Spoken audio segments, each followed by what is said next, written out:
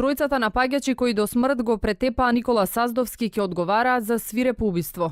Последното вештачење покажало дека не било користено оружје, а Саздовски бил убиен со голи раце. Бил претепан со боксови и клоци по главата и градите, а откако паднал на земја и изгубил свест, ударите продолжиле. Токму овие факти биле клучни обвинителството да ја смени квалификацијата од насилство во убиство извршено на свиреп начин. Ова вештачење беше доставено во обвинителството на 16 јули 2018 година и од него неспорно произлегува динамиката на кривично-правниот настан во смисла на видот и карактерот на здобиените повреди кај лицето НС, а се утврдува и причинско-последичната врска на нанесените повреди и нивното влијание на смртниот исход.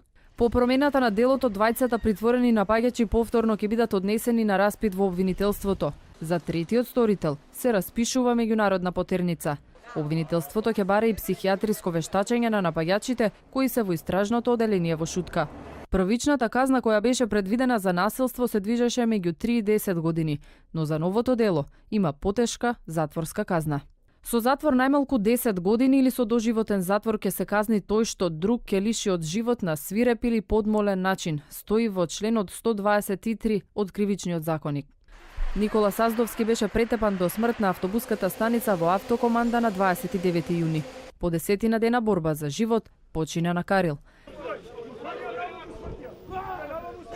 Неговата смрт предизвика протести со осуда и барање правда, предводени од навивачката група Комити во која и Саздовски беше член. Што стои во позадина на овој настан, обвинителството допрва ќе треба да открие.